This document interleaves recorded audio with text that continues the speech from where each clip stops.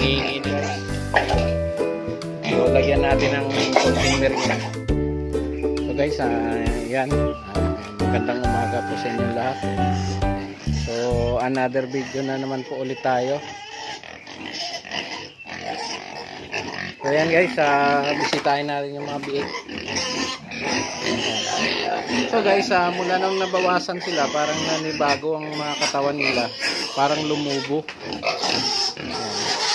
Kasi masyado naman masikip talaga doon sa unang ano. Yan, nangihingi na naman sila ng pagkain.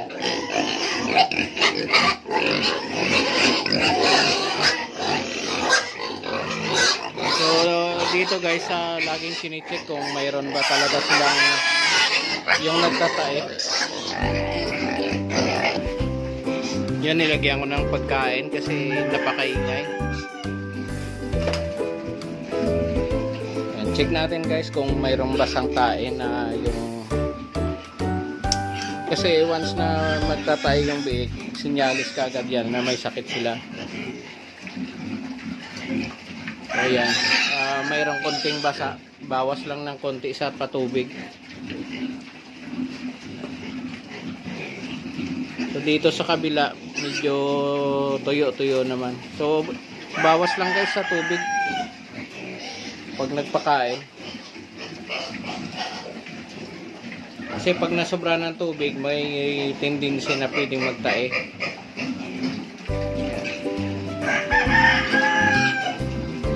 So mayroong isa doon na medyo basa yung tae niya. Yan. May sinyalis sa pitan.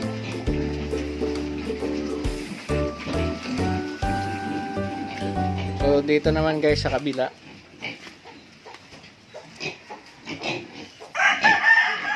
So ito naman yung winalay natin guys. So lagyan natin ng konting merienda.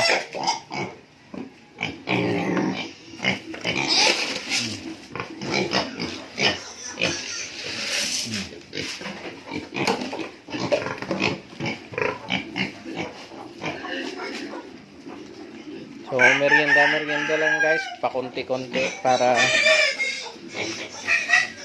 okay naman yung kanilang mga tae. Yan.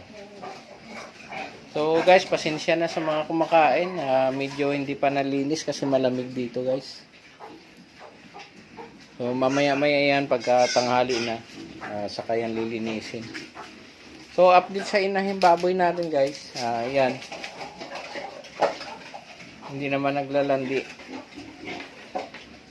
Pinakain ko sa kanina ng kangkong.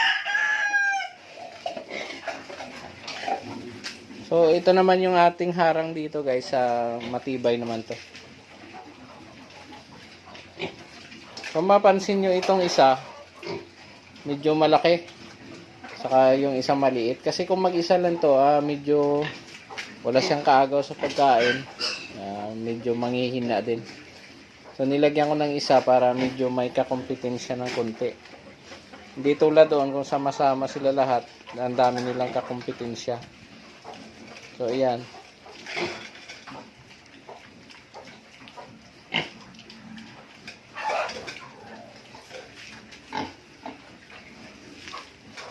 Tapos pagkagabi guys, doon yan sila natutulog sa dulo. Yun ang tuyo eh. Yan. Malamig ang panahon. So mamayang hapon guys, babanatan natin yung Madre de Agua. Tatanim ako sa mga gilid-gilid. Tatabasin ko yung mga mga puno diyan.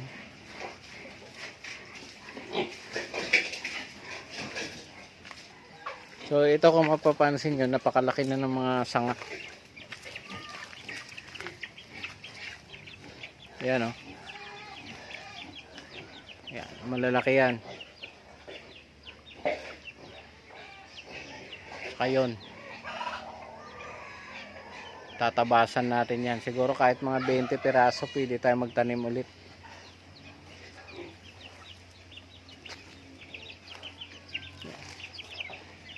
Ito guys oh. So putulin natin yan dito.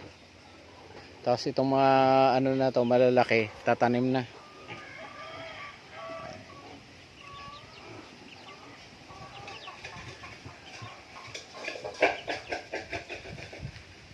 So guys, ito yung bubong.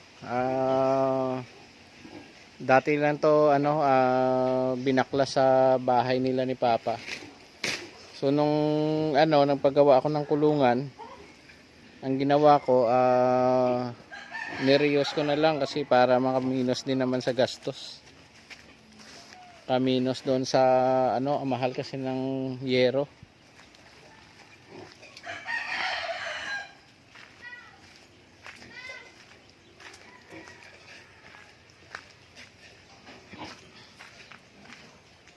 So yan, nakapagmerienda na. Pero mamaya pa yung tanghalian ito. So time check natin ngayon, alas 9 pa lang ng umaga. So binigyan na natin ng konting pang merienda para hindi mag-ingay. So doon naman tayo guys sa mga biik. Yung mga 25 days.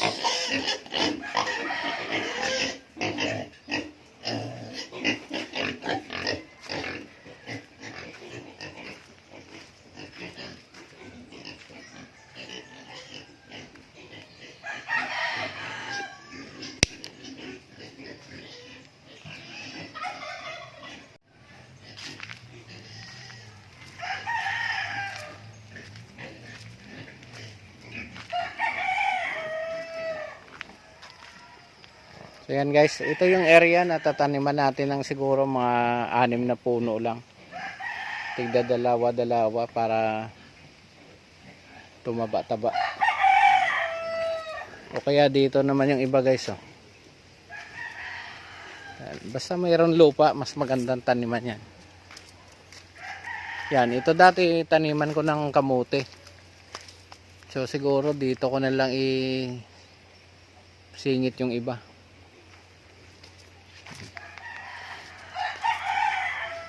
Pero dito guys, mayroon din yung tinanim dati ni Papa. Yan. Yung mga Madre de Agua din. So mayroon din mga 5 puno to. Yan.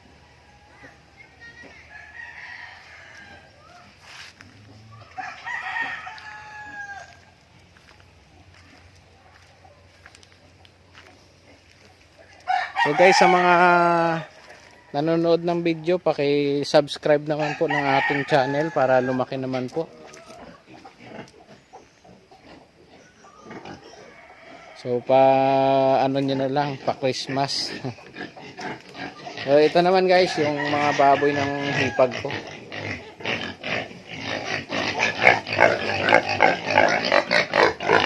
Nangihingi na rin.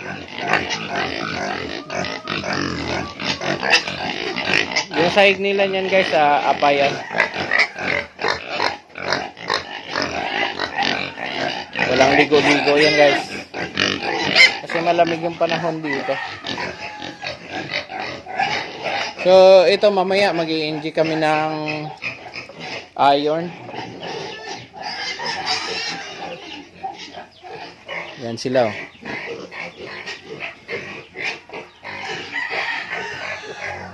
So lalagay tayo ng pagkain guys sa biik.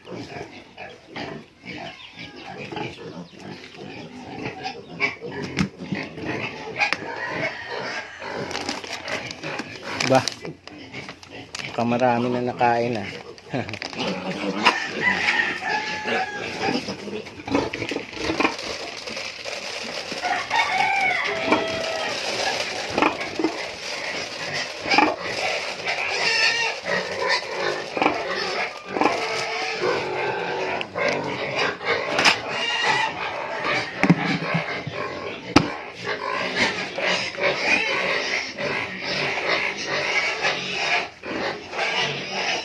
Yan. Kain lang kayo para kayo ay lumalusog. Ayan sila.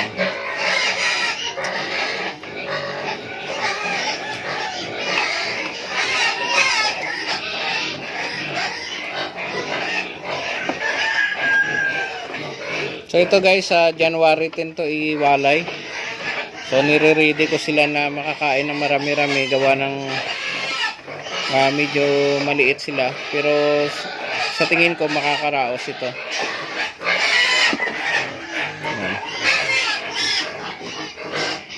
So ito guys, yung inahin nila medyo may mastitis.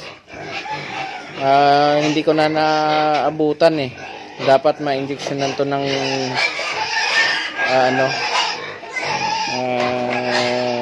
antibiotic. So alanganin na kasi guys. Pero yan, medyo malaki na rin naman ang mga biik nila.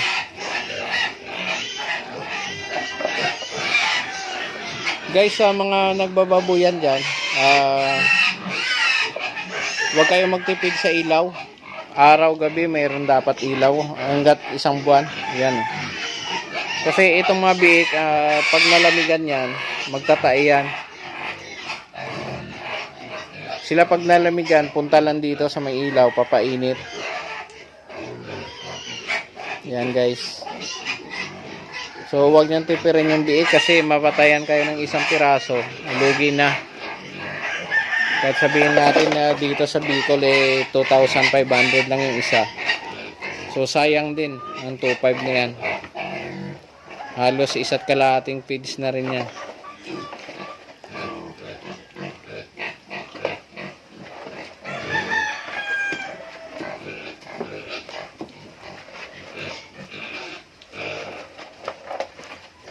Yan na guys, oh.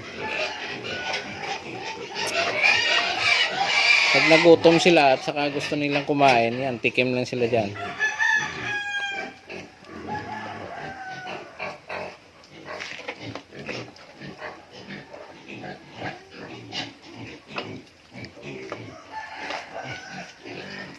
So ito naman yung ating isang inahin guys.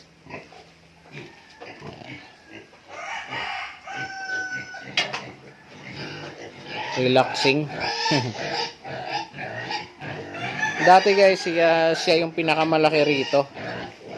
Ngayon mas malaki na yung isa. Ito halos nasa 220 kilos lang.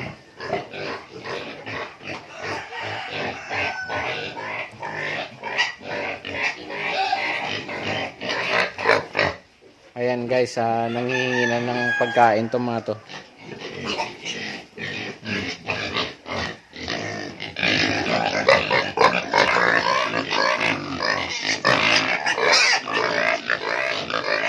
Nauuhaw yan guys, so lagyan natin ng tubig.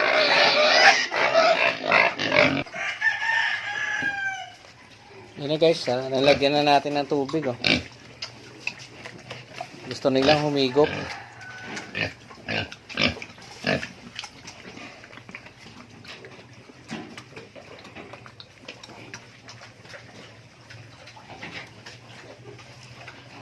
So itong inahin guys, nilagyan na rin natin ng inumin. So yun, yung mga biik niya, oh, humahalo ang mga yan sa pagkainan. Kaya hindi sila magtatain yan guys kasi sila sanay na rin sa kumakain doon. Yung feeds ng inahin kinakain din nila. Yan, oh.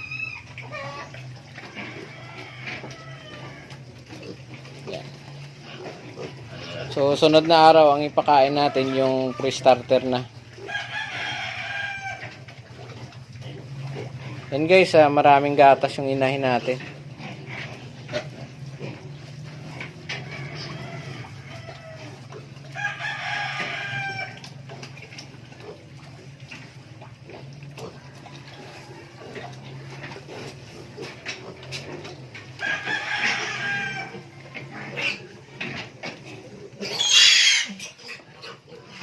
Yun. Ang hilig nila mag-saw-saw doon eh.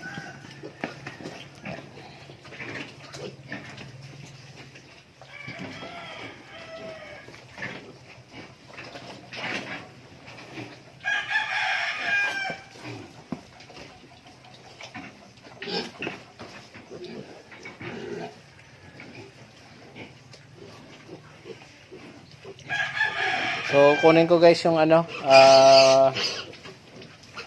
tawag doon, yung syringe injection na namin ni Papa ng ano to, iron. So yung iron guys, para hindi sila anemic.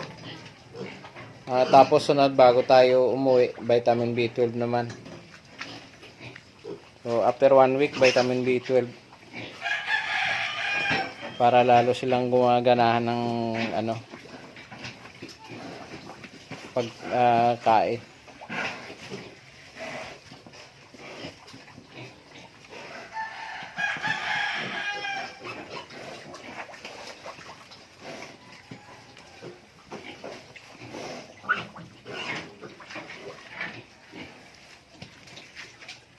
So yun guys, ang mga biik natin, no?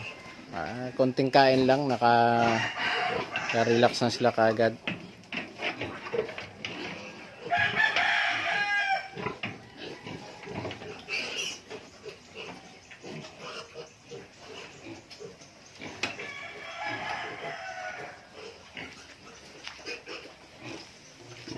So guys, sa mga hindi naman ako masyadong marunong pagdating sa babuyan. Pero sa mga gustong matuto at saka gustong magtanong, paki-message na lang ako sa ilalim ng video guys. So marami akong pwedeng ituro na makakatulong din sa inyo sa mga bagong nagbababuyan dyan. So ito naman guys, ang ituturo ko base lang doon sa mga experience na natutunan ko rito. So halos nasa 1 taon mahigit na rin tayo nagbababoy guys. So nakapag-produce na rin tayo ng mahigit 200 biik. So pwede ko kayo guys bigyan ng tip kung paano. So ito lang ang babuyan ko guys, konti lang to, gawa ng napakamura ng mga biik dito. Lalong-lalo na yung live weight, 140 per kilo lang dito. So hindi tulad sa iba na pwede kang magparami masyado ng mga baboy kasi napakamahal. So pag below 150 guys, yung presyo ng live weight, patas ka na lang dyan. Pag below 130 lugi ka, 140 lugi pala. So ako medyo nalulugi ng konti, pero hindi tayo pwedeng tumigil. Hindi tayo pwedeng mawala ng pag-asa kasi may buwan guys na tulad nito, pagdating ng March, April, May, June, yung 4 na buwan yan, napakamahal ng mga biik dyan. Mahal din ng mga live weight, umaabot ng 170 to 180. So dyan tayo babawi. Itong mga biik natin aabutin to ng May. Ito naman mga February lang to. So medyo pataas na rin naman ang presyo. So ito naman guys yung swimming pool. Hindi pa muna natin to binubuhay, gawa ng malamig dito. Pero kung mga buwan ng tag-init, so gagawin to, bubuhayin to. So bala kong i-improve itong kulungan. So hindi na tayo gagamit ng apa kasi napakalayo ng bilihan dito ng apa. Gagawin ko na lang dito, siminto na lang yan, pa-slant dito. Pero may swimming pool pa rin dito guys. Yan. Yung kainan doon na namin ilalagay. Pahaba rito. Tapos dito swimming pool. So kasya dito guys yung 15 biik. So dagdagan na lang to ng isang siguro. Isang hollow block para hindi sila tumalon. Yan. Tapos pintuan dito.